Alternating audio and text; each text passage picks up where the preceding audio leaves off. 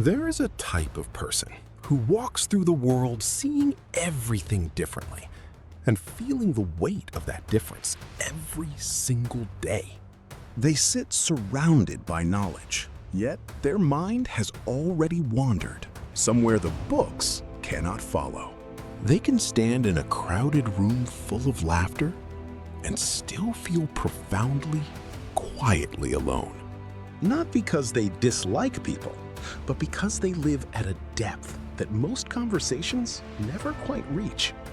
They achieve things others dream of, and then stand there holding the trophy, wondering why it feels so hollow.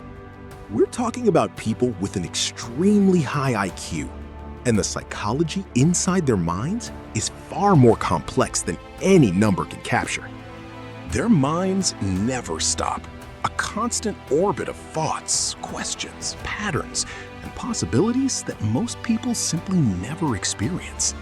They look in the mirror and see not just a face, but a mind they must continuously manage, channel, and make peace with. The inside of a high IQ mind is not a quiet library. It is a living, breathing, never sleeping universe of nested ideas. Statistically, they exist on the extreme tail of the bell curve, a place where the air is thinner and the company is rare. They play along in social situations, but their mind has already processed every outcome, while others are still on the first move. The gap between what they think and what they can successfully communicate to others is one of their greatest daily challenges. They carry the weight of the world not as a burden they were given, but as one they simply cannot put down. They feel the world's problems personally. Injustice, suffering, inefficiency. These are not abstractions to them, but felt realities. So, what is it really like inside the mind of someone with an extremely high IQ? Let's find out together. The high IQ brain is wired with more neural connections, firing faster and in more complex patterns than the average brain. They don't just think about problems. They map every variable, every outcome, every implication before acting. This constant, rapid, multi-directional thinking is both their superpower and their greatest source of exhaustion. They rarely experience time as a single dimension. They see it as a web of cause, effect, history, and consequence all at once. And yet, in moments of discovery, even something as small as watching an ant, they feel a wonder that is completely, purely childlike. Their minds don't come with an off switch. At 2 a.m., when the world is silent, their thoughts are louder than ever. Mental fatigue for them isn't from lack of thinking. It's from too much thinking, held to a standard no one else imposed. They live in a constant tension between boredom and the desperate need for stimulation, a hunger that is never fully satisfied. They have been ahead of the room since childhood, a step forward that often felt less like a gift and more like a sentence. But when they find a problem worthy of their mind, watch out. They come fully, brilliantly alive. Solitude is not their punishment. It is often their sanctuary, the only place where their mind can breathe without apology. They spend enormous energy translating their complex interior world into language others can receive without shutting down. They have learned to be at peace surrounded by people, even while knowing the deepest parts of them may never be truly shared. The word why is not just a question for them. It is a lifelong compass, a driving force that never quiets. The gap between what they think and what they say is vast, and bridging it requires a kind of daily translation that is quietly exhausting. They have so much to say, but they know the weight of speaking too much, too fast, too deep, too soon. Building complex structures, Intellectual, creative, emotional is one of their greatest natural joys. Even in meditation, even in their most practiced stillness, the mind runs quietly underneath, a river that never fully stills. Art gives them what logic cannot, a language for the parts of themselves that equations can never fully hold. Music is often where high IQ individuals release what they cannot say, where feeling finally has a form. The cosmos calls to them because it is the one domain large enough to match the scale of their curiosity. The shallow world of trending content and surface noise holds almost nothing for them. It is simply not enough. Books are not a hobby for them. Books are home, the place where their mind finally finds company worthy of its depth. Perfectionism isn't vanity in the high IQ mind.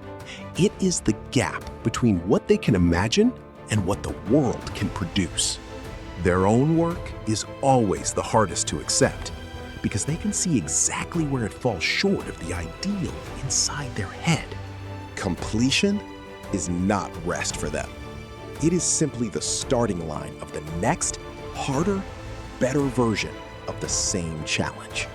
Completion is not rest for them.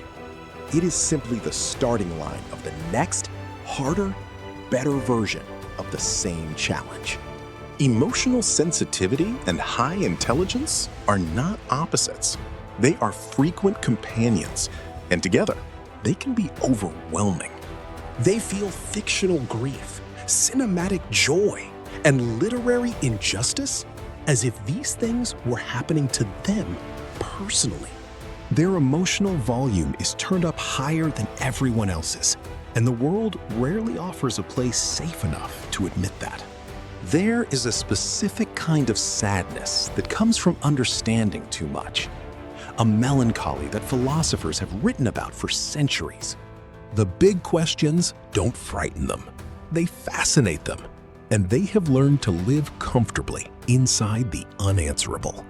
Existential thinking is not a crisis for them. It is a morning ritual, a way of orienting themselves in a complex world. Existential thinking is not a crisis for them. It is a morning ritual, a way of orienting themselves in a complex world. The suffering of people far away is not abstract to them. They feel it as a personal responsibility they didn't ask for and cannot set aside. Putting their inner world into language for others is an act of tremendous effort and tremendous courage. They resist simple labels, introvert, extrovert, thinker, feeler, because they know they are all of these things at once and more. Every conversation happens on two tracks simultaneously: what's being said and what it really means. Decision paralysis is real, not from fear, but from having calculated every possible consequence and finding all paths imperfect. Give them a maze and they'll solve it quickly. Then stand in the center and wish someone had built a harder one. Imposter syndrome strikes the gifted hard because intelligence enough to see one's own limitations can masquerade as evidence of fraud. They often arrive at therapy having already analyzed themselves thoroughly and still benefit enormously from the presence of another mind. Their analytical mind cannot be turned off. Even a glass of water becomes a philosophical and chemical inquiry. Social observation is automatic and involuntary. Every interaction is simultaneously experienced and dissected. Even the most capable minds hit the wall, and gifted overwhelm is real, valid, and dangerously common. Research consistently shows that high IQ individuals often display heightened sensory sensitivity. The world simply registers more intensely. Noise, crowds, bright lights, emotional chaos. These don't just annoy them, they can be genuinely overwhelming and depleting.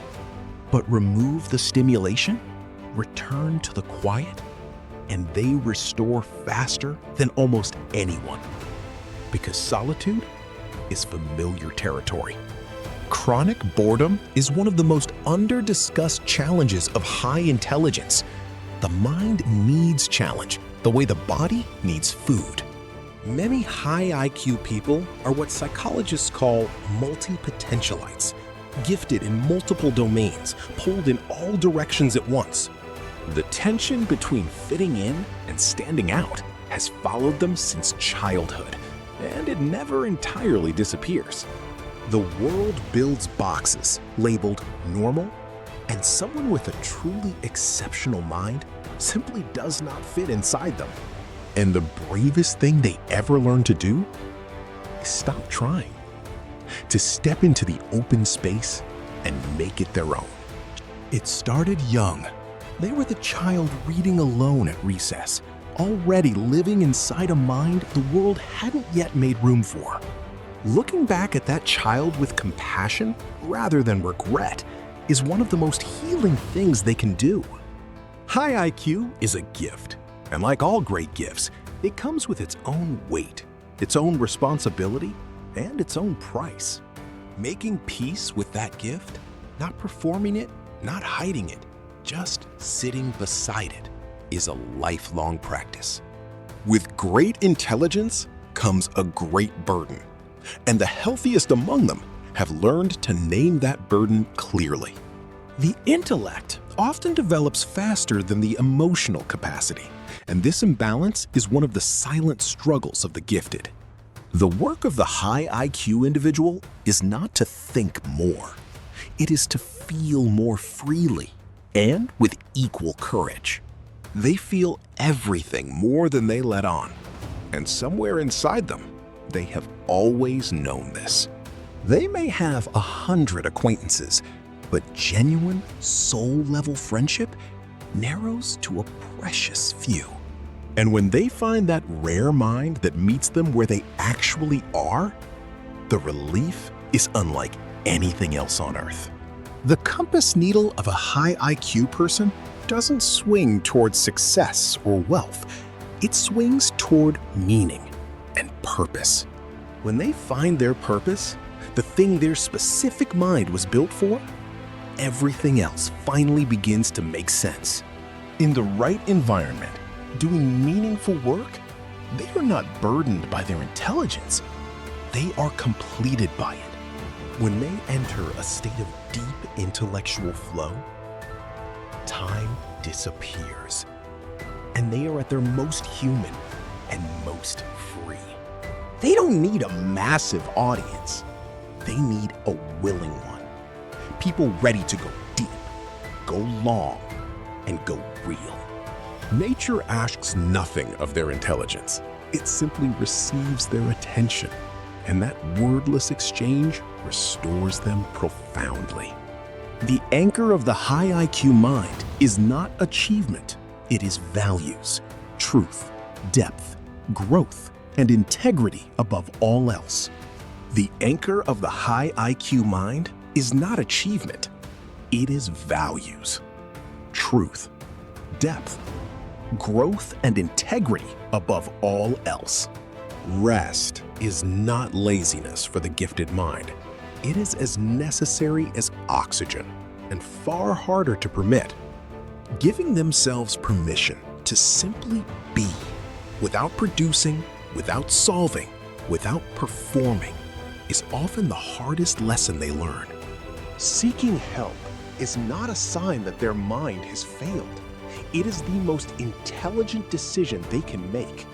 In the space of true understanding, they finally speak without editing, and the relief of being fully heard is profound. They will always return to the books, to the quiet shelves that held them when the world could not. Being different is not a flaw. It is a frequency. And somewhere out there, others are tuned to the same signal. When they find their people, the ones whose thought bubbles overlap with theirs, they realize they were never truly alone. They no longer wait for someone to light the way. They have learned to carry their own lantern. The mountain that once overwhelmed them now simply represents the next terrain, familiar, worthy, and ready to be climbed. Their mind is not a burden to be managed. It is the greatest gift they have, and it deserves to be honored. The person in the mirror today is the result of every question asked, every sleepless night spent thinking, every hard truth faced. From confusion and self-doubt to clarity and quiet confidence, this is what the inner journey of a high IQ person actually looks like. You are not broken, you are not too much, and you are exactly the kind of mind this world desperately needs. You don't have to explain yourself, shrink yourself, or perform yourself. You are allowed to simply be who you are. Closing the book sometimes, choosing stillness over stimulation, is not giving up, it is growing up. The gift of a brilliant mind includes the gift of playfulness, and reclaiming that lightness is an act of profound intelligence. Sometimes the deepest wisdom is knowing when to launch the paper airplane and simply watch where it goes. A book under a tree, a bird singing above, the extraordinary mind finds peace in the smallest, most ordinary things. The highest expression of intelligence is not analytical power alone, it is intelligence married to compassion, reason in service of love. The gifted mind at its finest doesn't close itself off, it opens, welcomes, and connects with radical generosity. The wonder never leaves, that reaching toward the stars, that hunger to understand, and it never should. The hand that reaches for the stars is the same hand that writes, builds, creates, and holds the people it loves.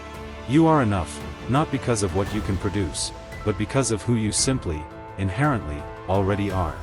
The greatest use of a gifted mind is to serve a world bigger than itself, and that is a beautiful reason to exist. Hold the world gently, not to control it, but to care for it. That is the truest purpose of an extraordinary mind. There is nothing more to say, and everything has been said, and that is exactly where peace begins. If you recognized yourself anywhere in this video, please know, you are seen, you are valid, and you are not alone. This understanding is my gift to you, freely given, from one mind trying to make the world a little more legible for another. Every journal page filled, every question sat with, every night spent thinking, it was all part of becoming who you were meant to be. Hold that journey close, it belongs entirely to you, and it is more valuable than any IQ score ever measured. At the end of all the complexity, what remains is something beautifully simple, a star, drawn by hand, that says, I was here. You don't have to be anything other than exactly what you are, and exactly what you are is extraordinary. At the end of all the complexity, what remains is something beautifully simple, a star, drawn by hand, that says, I was here. Until next time, keep thinking deeply, feeling fully, and living bravely. The world needs your kind of mind.